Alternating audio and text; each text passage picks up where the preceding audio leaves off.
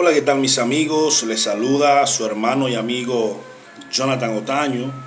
Y en esta ocasión, como siempre, contento de poder compartir con ustedes un video más en estas redes.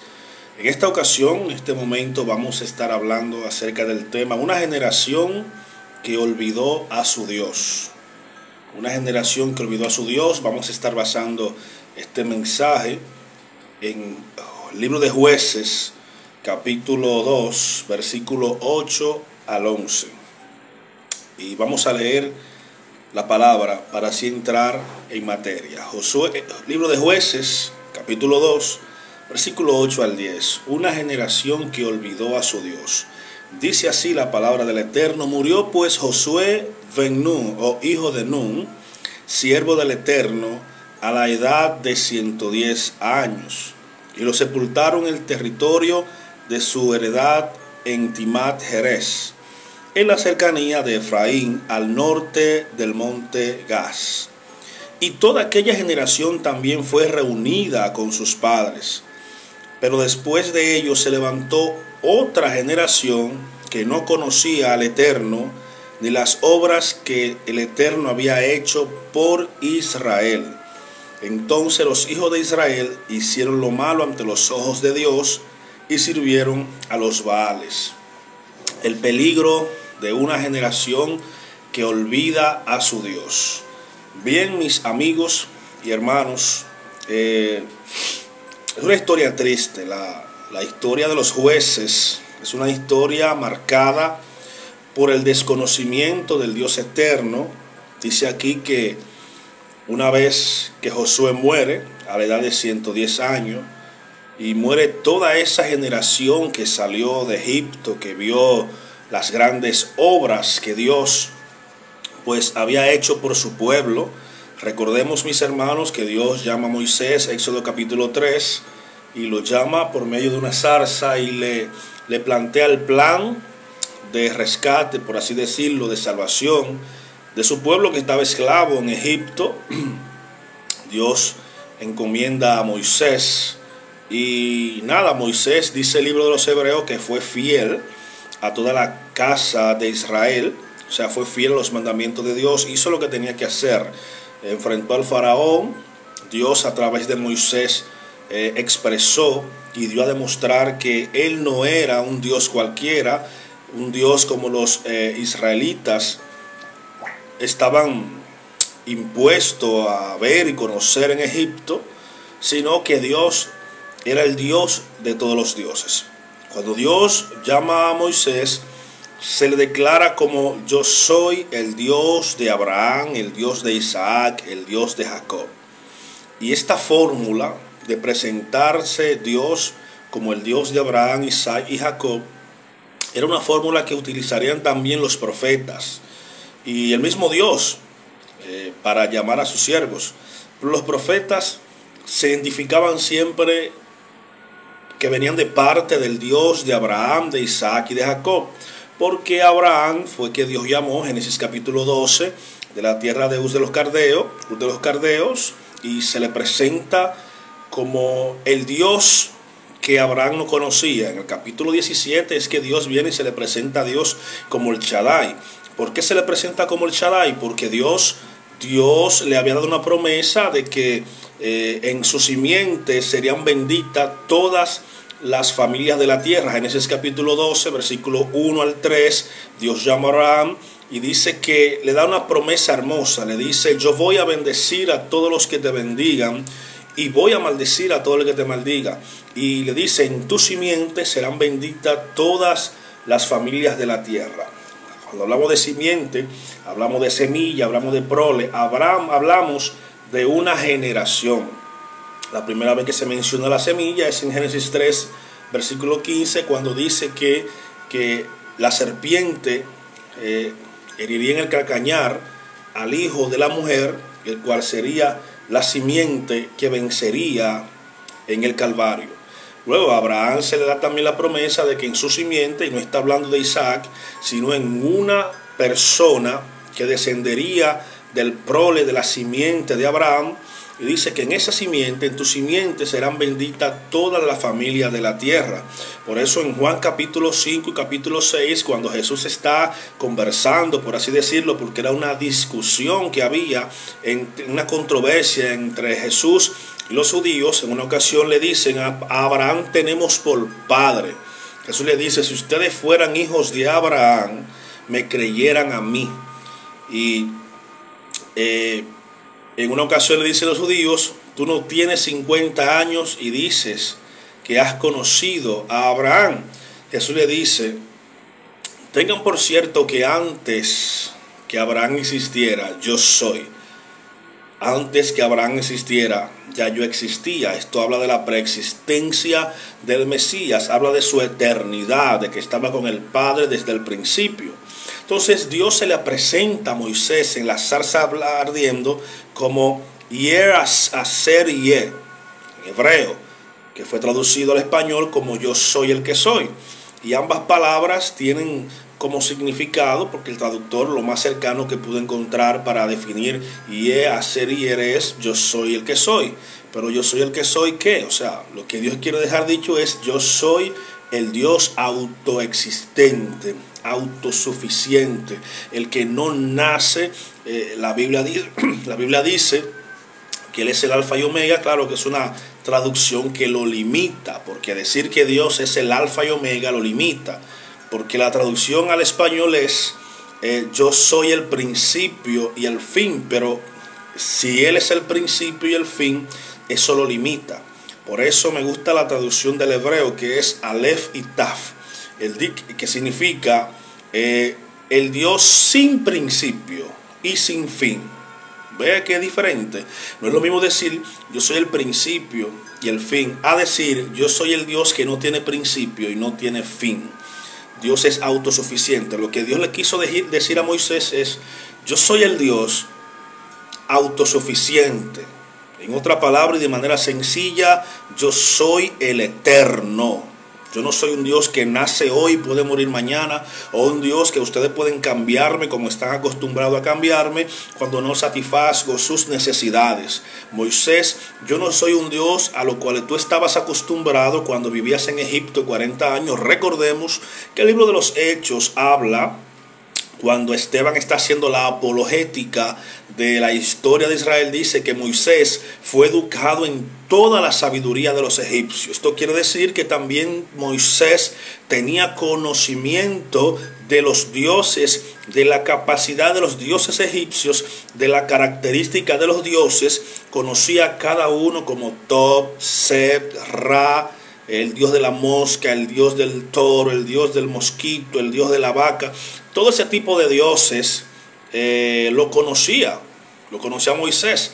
Por eso Dios tiene que presentársele como el Dios de Abraham, de Isaac y Jacob, para identificarse de que Él no es uno más entre los dioses que hay en Egipto. Yo estoy por encima de todos los dioses. Moisés pues es fiel al llamado, fue encomendado al llamado y fue fiel a toda la casa de Israel. Pues una vez que Moisés cumple su llamado, la Biblia dice que Moisés muere porque como mortal está establecido, dice la Biblia, que todo hombre muera y al final el juicio. Está establecido que el hombre muere y el juicio. Bueno, se levanta Josué.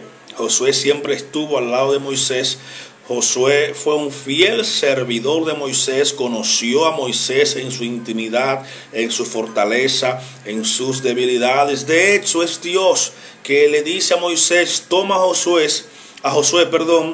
que se llamaba Oseas, y le cambia el nombre a Joshua, que es un derivado del mismo nombre Yeshua. Los dos tienen el mismo significado. De hecho, Josué es un arquetipo, un prototipo, o una sombra, un tipo de lo que iba a ser el Mesías, Yeshua. Dios le dice a Moisés: escoge a Josué y le cambia el nombre. Ya no te llamarás Oseas, te llamarás Joshua, Josué, porque tú salvarás a este pueblo. Iba a repartir la tierra, iba a terminar el trabajo que hizo Moisés. Josué, repito, conocía las intimidades de Moisés, conocía su fortaleza, sus debilidades. Estuvo ahí 40 días, estuvo Moisés orando en el monte y 40 días estuvo Josué en la falda del monte. Moisés desciende, rompe las tablas y vuelve y sube 40 días más, y 40 días más estaba Josué en la falda del monte esperando a su siervo. O sea, los 80 días que duró Moisés orándolo, también lo pasó Josué en la falda de la montaña. Fue un fiel seguidor y servidor de Moisés. Por eso Dios lo estaba preparando, por eso Dios lo estaba formando, porque aunque la persona de Moisés iba a faltar en un momento, recordemos que la obra del Eterno no se detiene. Hay personas que creen que la obra de Dios descansa en los hombros de ellos. No, mi hermano, la obra de Dios descansa en los hombros del mismo Dios. Simplemente Dios se vale de personas que estén dispuestas a hacer la obra. Si tú no estás dispuesto, la obra no se va a caer. Moisés murió y Dios tenía reservado un Josué que estaba preparando para terminar la obra redentora del pueblo de Israel. Cuando Moisés muere, antes de Moisés morir, escuche esto que es importante, cuando Moisés ya estaba casi para partir, Moisés tiene que escribir otra vez otro libro. Yo quiero que tú sepas que el libro de Deuteronomio se escribió para una generación específica. Por eso tú vas a encontrar en el libro de Deuteronomios similitudes de mandamientos. Vas a encontrar en Éxodo, por ejemplo, los 10 mandamientos, pero también lo vas a encontrar en Deuteronomios. Algunos mandamientos que están resumidos en el Éxodo, en el libro de Número y Levítico, vas a encontrar en Deuteronomio un resumen de los demás mandamientos, mitzvot. ¿Por qué? ¿Por qué sucede esto? Porque en una ocasión, escuche esto que es poderoso, en una ocasión el pueblo de Israel tentó tanto a Dios, pero fue la definitiva.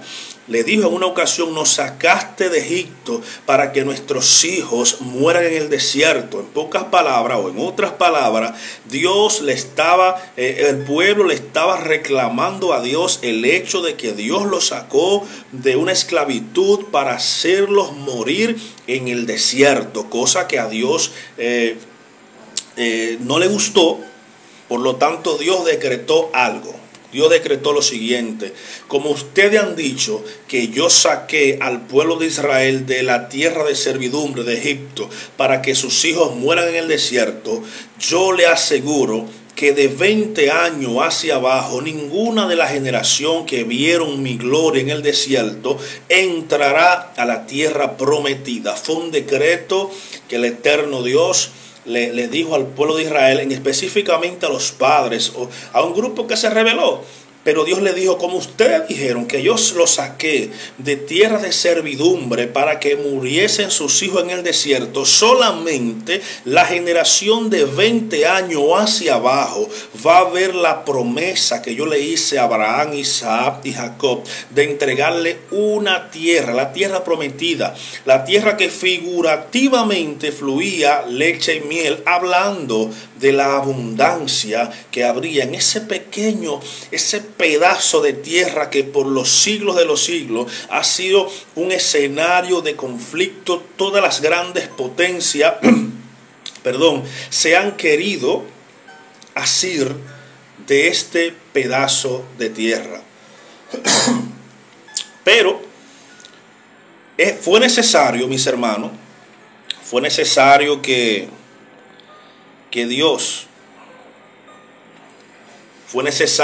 Moisés escribiera el libro de Deuteronomio, que significa segunda ley o una ley resumida. Esa segunda ley fue escrita para esa generación de 20 años hacia abajo. Esa generación que junto a Josué y Caleb iban a conquistar la tierra prometida. Toda esa generación que salió de Egipto, pero que Egipto no salió de su corazón, no estaban preparados para guerrear, para pelear, para poseer esa tierra prometida que Dios le había ya dado. Ya Dios se la había entregado en sus manos. El pleito estaba echado. Ustedes iban a pelear y ya la batalla estaba ganada. Simplemente era ir a poseer. Porque cuando Moisés, escucha esto, Moisés envía los 12 espías, príncipes todos, de cada una de las casas de Israel. 10 de ellos dan un informe y dicen: es verdad, Moisés, lo que tú dices, es verdad lo que dijo Dios. Esa tierra es una tierra bendecida, fluye leche y miel. De hecho, te traemos una muestra. 2 hombres tenían que cargar un ramo de uvas, de lo grande. La uva, me imagino yo, que parecían manzana de oro, de lo bendecido que era esa tierra.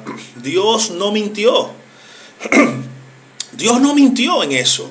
Pero parece que a Dios se le pasó un detalle, según los 10 espías. Estoy hablando desde la perspectiva de los 10 espías que hablaron mal de la tierra prometida. Al parecer, Moisés, a Dios se le pasó algo. Y era que también vimos allá a los gigantes, hijos de Anac, y a nuestro parecer le parecíamos como langosta. En otras palabras, estos tigres vieron la abundancia de la tierra, pero se enfocaron más en el problema que en la bendición.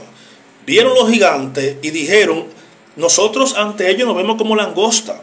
Sin embargo, habían 2 jóvenes llamados Josué y Caleb que tenían otra perspectiva. Y me vi tentado a titular este mensaje perspectiva. ¿Por qué?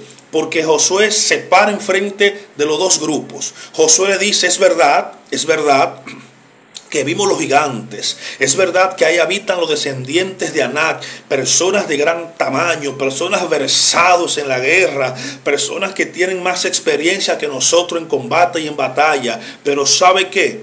Nos lo vamos a comer como pan. Mientras que los 10 espías están diciendo que se sienten como langosta enfrente de estos gigantes, en la perspectiva de Josué y Caleb, ellos decían: es verdad, porque la fe no niega la realidad. La fe avanza a pesar de la realidad. Repito, la fe no invalida la realidad. Es verdad que son gigantes, es verdad que son versados en pelea, es verdad que son descendientes de los gigantes de Anac, es verdad, pero nosotros nos lo vamos a comer como pan porque el favor de Dios no está con ellos. Entonces, tenemos 2 grupos. Tenemos a los 10 espías que están preocupados por el tamaño de esos gigantes y se desenfocaron de la bendición. Y tenemos a Josué y Caleb, que la Biblia dice y enfatiza que ellos entrarían, hablando Dios, ellos 2 entrarían a la tierra prometida porque en ello había otro espíritu. Algunas versiones, que la que yo tengo, la de Jerusalén, dice: porque en ello hay un espíritu superior. Escuche esto, hermano. Estoy leyendo desde la Biblia de Jerusalén. Y aquí dice que en Josué y Caleb había un espíritu superior. En la Reina Valera tú vas a escuchar un espíritu diferente. Es como decir una actitud diferente. Es verdad que están los gigantes. Es verdad que están los descendientes de Anac. Pero nos lo vamos a comer como pan porque ya Dios lo ha entregado en nuestras manos. ¿Cuántas veces Dios nos ha dicho que no ha entregado cosas en nuestras manos y nosotros estamos pendientes del gigante, estamos pendientes del problema, estamos pendientes de las dificultades donde ya Dios ha dicho: esto te pertenece, esto es tuyo? Por eso el apóstol Pablo decía en sus cartas que no nos quejemos, antes bien presentemos nuestras necesidades ante aquel que todo lo suple. Ese es nuestro Padre Celestial. No podemos estar viendo solamente el problema. Dios le dijo a Moisés: envía 2 espías. Los 2 espías vienen con una prueba, vienen con un ramo de uva que hay que cargarlo entre 2 hombres. Y estos 10 espías dicen que a Dios se le pasó por la mano decirle que había gigantes. Es que antes de ellos ver los gigantes, ya Dios le había dicho: esa tierra es de ustedes. ¿Acaso no sabía Dios que había gigantes en esa tierra? Pero claro que sí, pero es Dios que te está hablando, es Dios que te está diciendo: esto te pertenece ya, eso es tuyo, te pertenece. Hay personas, hermano, y eso es incómodo cuando tú andas con personas que tienen un arte. Es como un don que tienen de solamente ver lo malo en las otras personas, de ver lo malo en la situación, de ver lo malo en todo lo que le pasa. Ellos simplemente resaltan lo malo. Yo sé que eso es indicativo de una naturaleza caída. O sea, el hombre simplemente resalta lo malo. De hecho, si tú ves una hora de noticias, tú vas a ver 59 noticias malas y al final te dan un minuto de una noticia buena. Eso lo veía siempre en mi primer impacto. Al final, una noticia buena. Porque el hombre resalta lo malo, el morbo, la maldad resalta más que la bondad. Yo estoy seguro que hay miles de cosas buenas que pasan en el mundo, pero eso no vende, porque a este mundo lo que le interesa es el morbo. Pero bien, Dios le dice, toda la generación de 20 años hacia abajo es la única que va a ver la tierra prometida.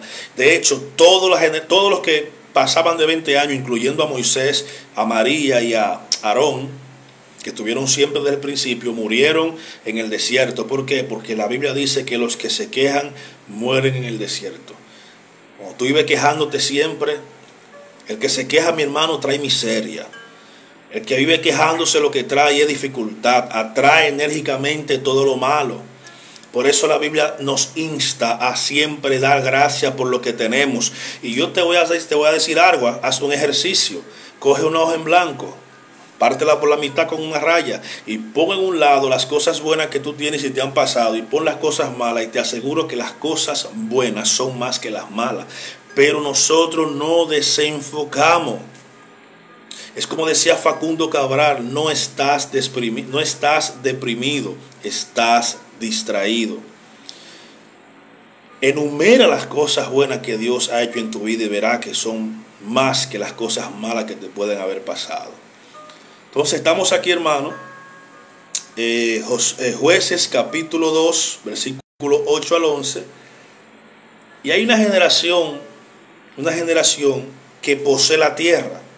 Josué, en todo el libro de Josué, es una historia de conquista, una historia de posesión, es una historia de establecimiento, es una historia donde el mismo Caleb le dice, mira Josué, tú te acuerdas que en una ocasión Dios me prometió que me daría Hebrón porque yo tuve otro espíritu, un espíritu superior, hablé bien de la tierra. Pues bien, yo vengo a reclamar mi herencia. Tengo 85 años, pero estoy tan vigoroso como hace 40 años atrás Dios me dio la promesa. ¿Sabe por qué? Porque cuando Dios te da una promesa, esa promesa te preña y esa promesa está esperando parir. En otras palabras, esa promesa te rejuvenece, esa promesa te deja vivir. Cuando Dios te da una promesa, tú no mueres sin ver esa promesa. Pregúntelo a Simón. Simón, cuando llevan a Cristo a circuncidar al 8º día, toma al niño y le dice, Señor, ya puedes llevarte a tu siervo porque me prometiste que mis ojos no se cerrarían sin ver la salvación de Israel, y ahora mis ojos están viendo la salvación de Israel. Espíritu de Simón, espíritu de personas que no mueren hasta que Dios le cumple su promesa. Hay una generación en el libro de Jueces, dice que muere Josué a los 110 años. Dice que mueren todos los ancianos que vieron, escuche esto, muere Josué, muere su familia, mueren los ancianos y toda esa generación que vio la gloria de Dios en el desierto y las conquistas de Josué en el libro de Josué. Se establecen en la tierra prometida, ya las 12 tribus están establecidas, tienen sus casas, están confortables. Pero ¿qué pasa? Al morir Josué y toda esa generación, dice aquí, y toda aquella generación también fue reunida con sus padres. Es un término de la Biblia para decir que murieron. Pero después de ellos se levantó otra generación que no conocía a Dios ni la obra que Dios había hecho con Israel. El peligro de una generación que no conoce a su Dios.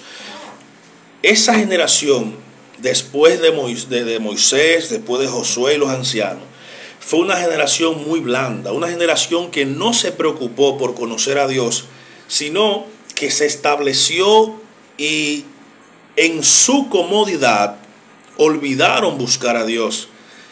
Esta generación que tenía todo, una tierra, casa, viña, estaba acomodada, se acomodó tanto que se olvidó del Dios que lo había acomodado. Se acomodó tanto que se olvidó que había un Dios que buscar. Fue tan bendecida en Dios que se le olvidó que había un Dios a quien honrar. Y hay peligro cuando una generación se olvida de Dios. La historia está contada por generaciones. Nosotros la contamos por años, pero bíblicamente la historia se está contando por generaciones. Generación de Moisés, la generación de Josué, la generación de los jueces, la generación de los reyes, la generación del exilio, la generación del judaísmo del primer siglo con Yeshua, la generación de la iglesia naciente, etcétera. Cada generación trae un reto y ese reto nos compete a cada uno de nosotros. Nosotros estamos en una generación tecnológica, una generación bendecida por todas partes, mucha economía, no hay tanta hambruna, por lo menos de este lado del mundo, una generación donde la tecnología ha acercado al mundo, donde tenemos acceso al conocimiento. Sin embargo, la espiritualidad está menguando en ciertos sectores y en ciertos lugares. Tanto así, mis hermanos, que los hombres de Dios, los que están llamados a ser luz en medio de la oscuridad, se están convirtiendo en estrellas de las redes. Hay personas que por view detractan a hombres de Dios que en una ocasión quizás se equivocaron, cometieron un error, pero ahí está el superestrella cristiana para resaltar los errores de un hermano en Cristo que quizás pecó. Esta generación no se preocupó por conocer a Dios. Sin embargo, el versículo 11, mira lo que dice. Entonces los hijos de Israel hicieron lo malo ante los ojos de Dios. Cuando tú no tienes conocimiento de lo que Dios quiere, de lo que Dios requiere, vas a incurrir en pecado. Y quiero decirte algo, anótalo y tenlo muy presente. El desconocimiento del mandamiento no te exime del castigo. Repito, el desconocimiento del mandamiento no te exime del castigo, porque se supone que si tú eres un hijo de Dios, tienes que ser versado en la palabra, tienes que comerte el rollo, tienes que conocer lo que a Dios le agrada para que puedas vivir conforme a sus mandamientos. Jesucristo dijo: escudriñen las escrituras porque en ella está la vida eterna. Le dijo a los fariseos: ustedes escudriñen las escrituras porque en ella os parece que está la vida eterna. Sin embargo, ya hablan de mí y ustedes no me creen. El conocimiento, hermano, es básico. El conocimiento de Dios es básico en estos caminos. En una ocasión Dios le dijo al pueblo: mi pueblo pereció por falta de conocimiento. No fue por falta de músicos, no fue por falta de adoración, no fue por falta de iglesia, no fue por falta de nada de lo externo. Jesucristo, Dios dijo a través de Oseas y a través de Isaías que el pueblo de Israel, las veces que fue llevado cautivo, mi pueblo fue llevado cautivo porque le faltó el conocimiento de Dios. Escuche, lo especifica el profeta, porque les faltó el conocimiento de Dios. Por eso los hebreos, los judíos, en Deuteronomio 6:4 en adelante, Dios le enfatiza a los padres, a los hijos: enséñenle la Torá, la ley de Dios, al caminar, al regresar a su casa, al acostarse, al levantarse, pégale en la frente, porque Dios sabe que el conocimiento de Él trae bendición. Cuando desconocemos a Dios y sus mandamientos, incurrimos en pecado. Toda la historia de los jueces se basó en un pueblo que desconocía las cosas de Dios, no había quien le enseñara, y el pueblo volvieron a hacer lo malo delante de Dios, y Dios le levantaba jueces. Esto se repite en toda la historia de los jueces, y volvieron los hijos de Dios a hacer lo malo ante los ojos de Dios, y Dios tenía que levantarle jueces. Esta generación fue una generación pobre, no había reyes, Dios tenía que levantar jueces. Por eso el Nuevo Testamento enfatiza mucho en el conocimiento. De hecho, el conocimiento es lo que trae avivamiento. No es un culto de avivamiento. No es que tú invites a Juan o a Pérez a tu iglesia. Él predica y se va. Lo que trae avivamiento a nuestras vidas es el conocimiento, mis hermanos. Jesucristo dijo: y conoceréis la verdad, y la verdad os hará libre. La verdad te liberta. ¿Por qué? Porque la ignorancia te esclaviza. ¿Cuántas cosas nosotros creíamos en nuestra ignorancia y hacíamos toda clase de cosas porque porque teníamos desconocimiento. Por ejemplo, yo recuerdo anteriormente que mi abuelo me decía, por ejemplo, no te pares en la puerta porque eso es malo, pero no te explicaban por qué. Tuve que ponían pedazos de sábila en la puerta, tiraban agua de arroz en la puerta para que venga la bendición, y hacían un sinnúmero de cosas porque tenían desconocimiento y en su poca fe hacían eso. Ahora conocemos a un Dios que es el que nos suple. Por ejemplo, segunda de Pedro 3:18 dice lo siguiente: más bien crezcan en la gracia y en el conocimiento del Señor. La Biblia nos manda a creer en la gracia y en el conocimiento de Dios para no incurrir en pecados. Para no incurrir en pecado, mis hermanos. Pablo oraba para que el conocimiento de Cristo crezca en ustedes. Porque mientras más conocemos, mientras más conocemos, mejor podemos servir a Dios. Esta generación de los jueces, al morir Josué, los ancianos, no conocían cómo servir a Dios e incurrían en pecado. Los enemigos, los filisteos, los moabitas, los amonitas y todo ello. Usted lee la historia de Gedeón y dicen que cada vez que ellos sembraban venían los enemigos y se les robaban la cosecha, porque era un pueblo que se olvidó de Dios. Y me temo que esta generación conozca mucho a Dios, pero sepa poco de Dios. La gente, hermano, no quiere conocer a Dios, pero quiere disfrutar de las bendiciones de Dios. La gente prefiere durar 3 horas en un concierto cristiano y no duran media hora en un estudio bíblico donde puedan conocer a Dios. Lo encuentran aburrido. Y eso es parte de la apostasía. Y no digo que la música cristiana sea mala, pero le estamos dando demasiado énfasis a cosas que no aprovechan para nada. Así que, mis hermanos, shalom, Dios les bendiga mucho, Dios bendiga a los que están conectados. Esta es la palabra que tenía para hoy. El peligro de una generación que olvida a su Dios. No te olvides de Dios, porque Dios no se olvida de ti. Shalom.